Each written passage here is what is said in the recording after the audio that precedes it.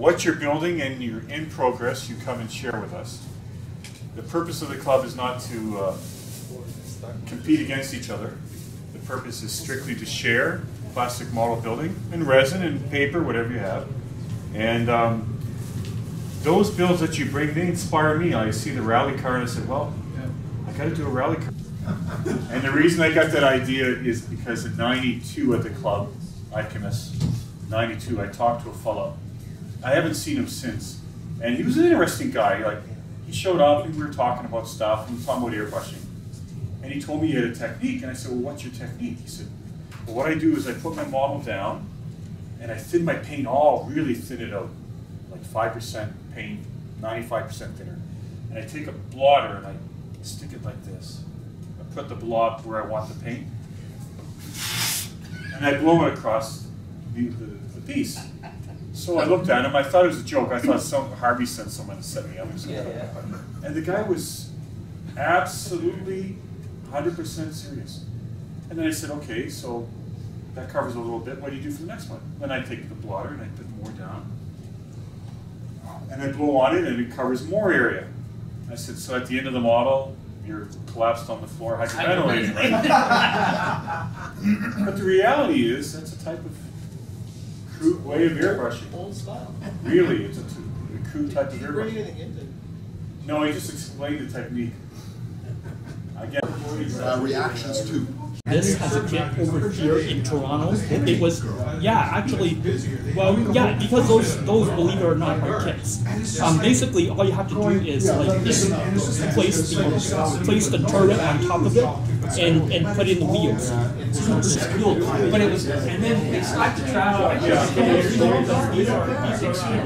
And I was watching, and they had this one girl, and it's just like, she had their cleavage, she had everything. And it's just like going, oh crap, she's beautiful. Oh yes, when I was in. What's under the hood? Oh, I don't really know. He's thinking, Like I said, the business I'm in, it's like I go to cosplay. It's cool. I said it's something. But this one, like I said, it's really weird. Like I said, it's because same thing. It's a bandage. You can see the. You can see she's the hologram, right? But other ones, it's just Not on that one. It has all three. Mine has the one I went to has all three on. Yeah. Well, depending on you. I'll do a talk on it. Show up. It's not going to be a busy night feature. But the problem is, there's only one tip. You can't buy anything else. Oh, is that your Russian? This is the point not to buy.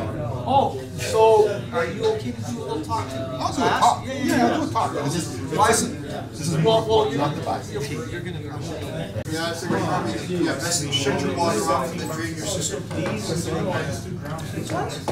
get a happy to one of these waters for maybe everything is air.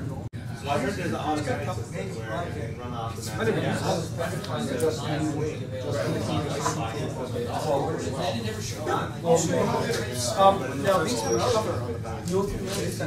Did you bring any models, or did you just come along?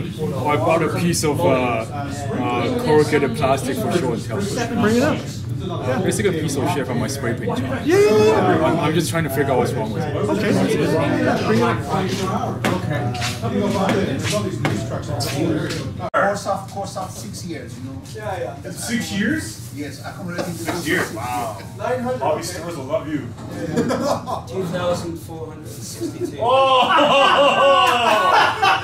I'm calling you on that. How do you know you have 262? Because I wrote them down and I cataloged them and I boxed them. Don't anymore. Hey, Will. Too scary. How many? Okay, Will. How many do you have built? We have built about 975. You have 975. Whoa! All right, Jonathan, time to fess up, buddy. I'm not even going there, but nothing like that. Okay. I thought I'd done well, but I have about 200 catalogs. You got what? Less than 20. Whoa! That's good. Unbuilt. In the hundreds. In the hundreds. All ships? I haven't counted them. No. Aircraft? Mostly air. Mostly aircraft. Wow. Yeah. Hey, this shouldn't be on the film, for God's sake. Why is it gonna look? All right, The little red lights on. guys, come on. I think I'm back down to 500. Back down to 5. You're back down to I was 500. up at 700, then I sold it to you, and then I went up again. Gave some to my students. I get a lot of students, right? So. All right, next. I only got 3 kids unbuilt and I only own 50 kids. Wow. That's That's discipline. discipline. That's discipline. Don't know exactly. More than 700, less than 1,000. Okay, you're the average. Are they all cars? No. Aircraft, some tanks, some armor, mostly cars. Mostly cars. I got about 170. Wow. I was up at 700. I would say between 200 and 300. Okay. See, like I have an 8-foot closet in my bedroom. Oh.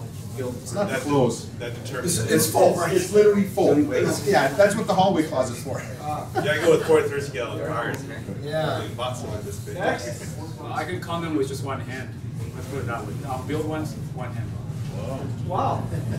That's discipline. So many good kids go starting.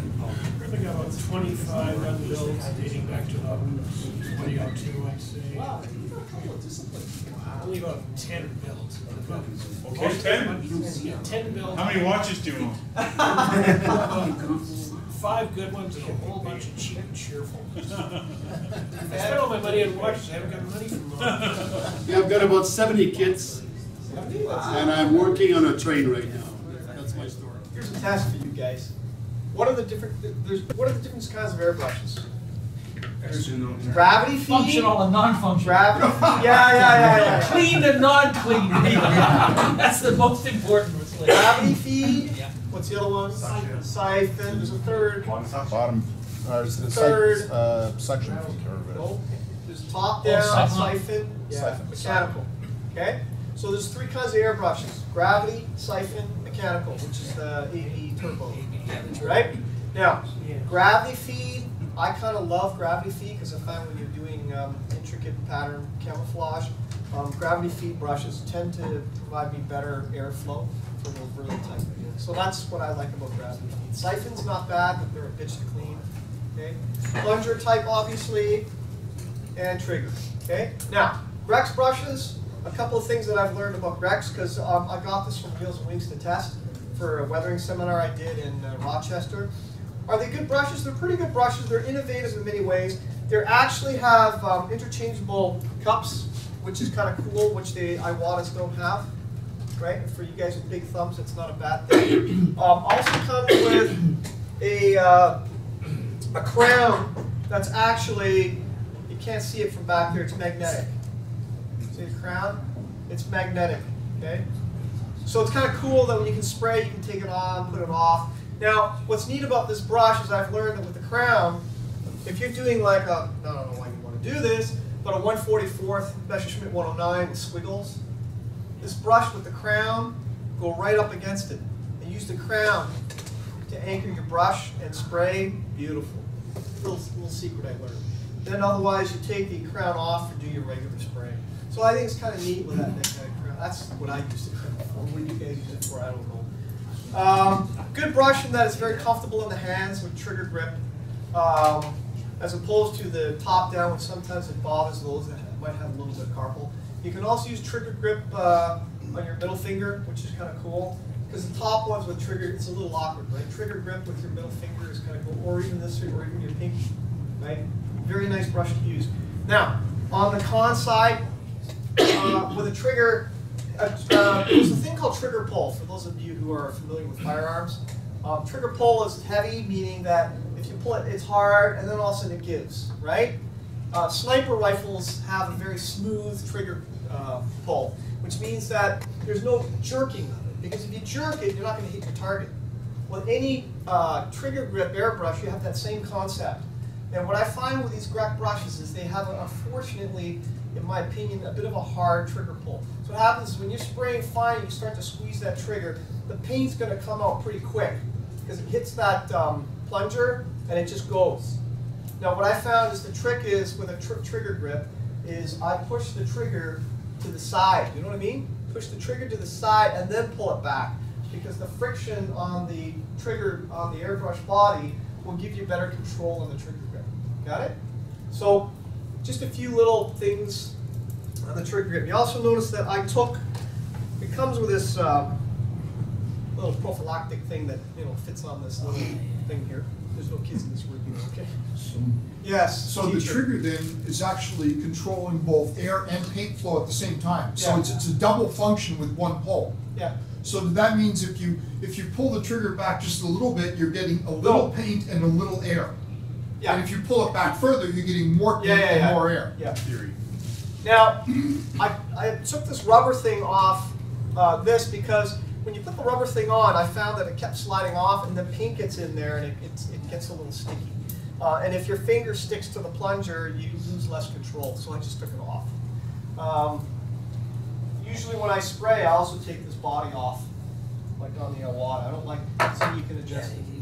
Other than that, I think the worst thing about this brush, I find, is the paint gets in the trigger hole there quite easily. And it's very difficult to get all that stuff out. Okay. Other than that, it's not a bad brush. It does the job. Would I get another one? Probably not. If I do get a Grex, it'd probably be a plunger. They are good airbrushes. Is that a 0.3 or 0.2? It's 0.2. Okay. How's about the cleaning? That's the bitch. The paint gets just trapped in there, and it's really hard to get it all out of the trigger grip. Because if you got a sticky trigger grip, it affects your control. That's the only thing I don't like about it. Huh? You sample it? Or? Oh yeah, yeah. And now that's the other thing. When you disassemble it, there's a couple more moving parts. But as an airbrush itself goes, it's a great brush. Wing sells them. They're very well-made brushes. I love the grip, right? But so Where are they made, Harvey? U.S. Taiwan. Yeah. Taiwan? Taiwan. Yeah. Same as Yeah. Right. With the pistol grip, expensive. Yeah. right? Do you lose control? No, I like the pistol grip. Because I noticed, like I said, if you're normally airbrushing, you cup your hand and you do the fine work this way. Awadas, this is my favorite. HPCs, HPPs, they're all good.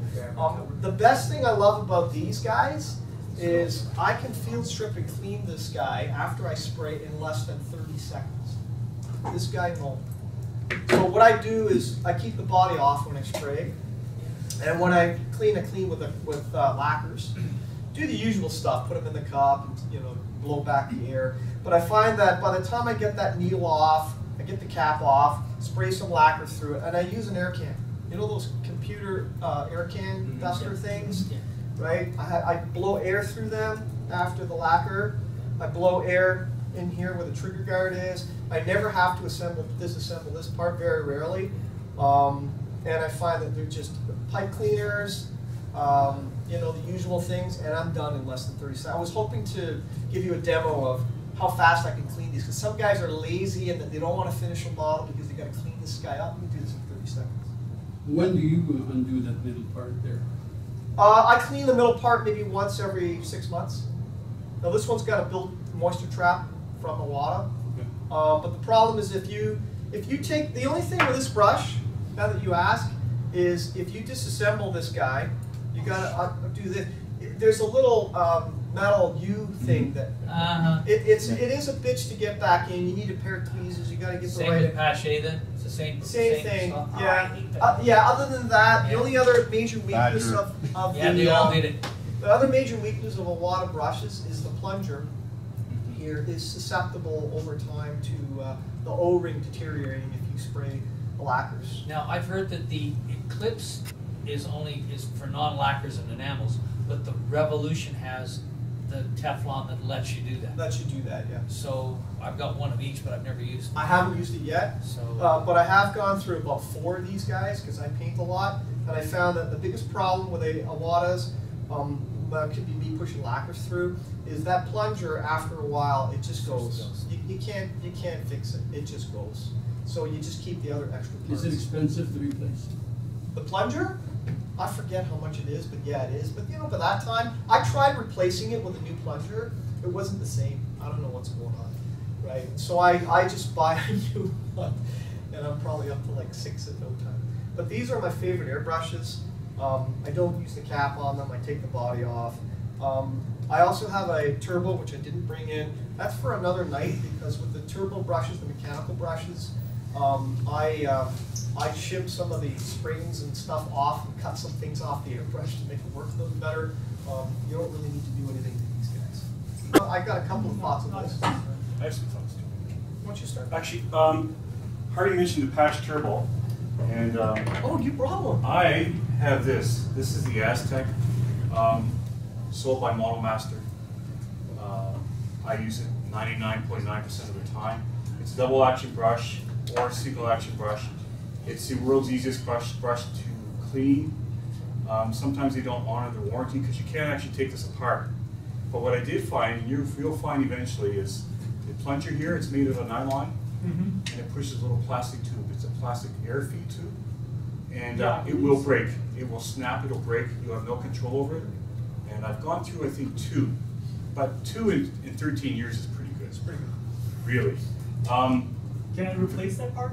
No, you can't replace any of it. If you signed the warranty card and you did your blood point or your fingerprint and then you gave the DNA sample, your birth certificate, your credit card number, the name of your favorite dog, what your favorite color is, your favorite movie, and you send it off to Model Master, technically you can actually take this part and mail it to them, and they will technically mail it back to you, but good luck with it.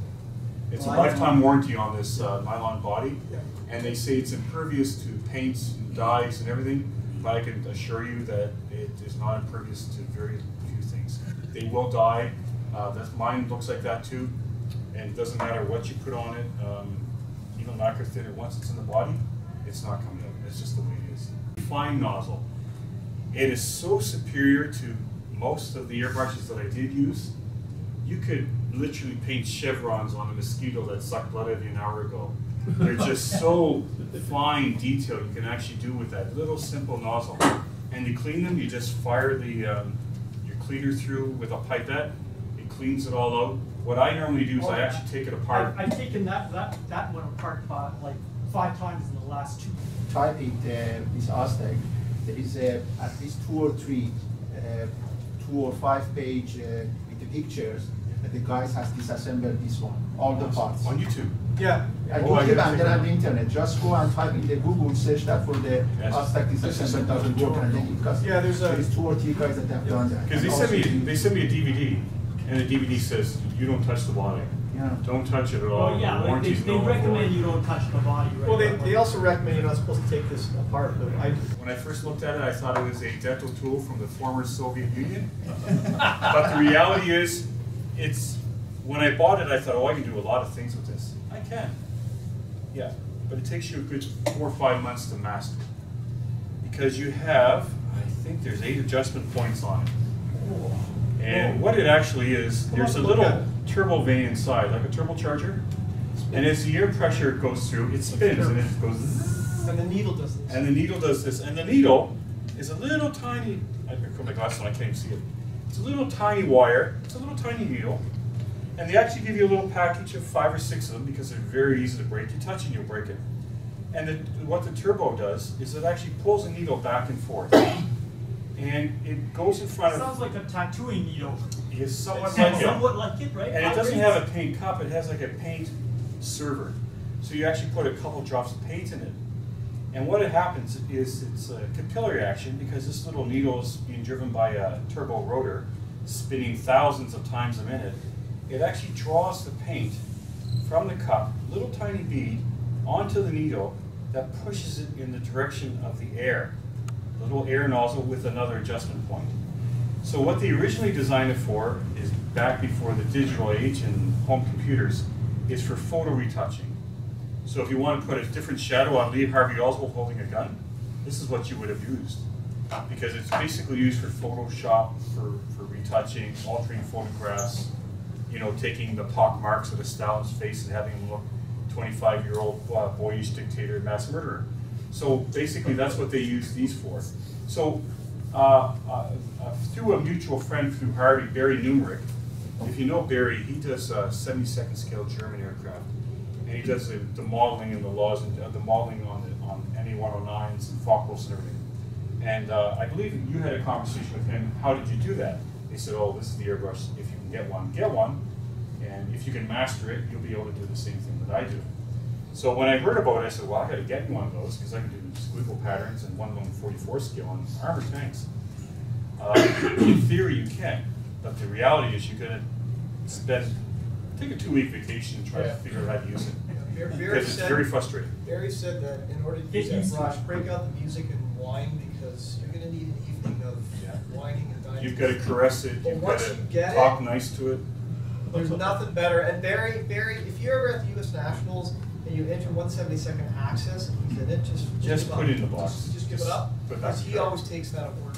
He's a master modeler, one of the top 10 in the U.S. And a very nice person. That's what he uses. But that's what it is, and it's a mechanical, because it's relying on air pressure to push a turbine, which pulls a needle, which pulls the paint and pushes it into the airstream. And it's all external. So to clean it up, because I did practice with it, play with it, to clean it up, I really, except for the needle, what I basically did was just take it and dunk it in, and let it dry, then blow some air through it, and then use Q-tips, real soft Q-tips, just to try to just to get it in all the nooks and crannies. It took me probably an hour to get it all where I wanted it. But it's one of those shelf queens. It's nice to look at, nice to behold, but good luck if you ever really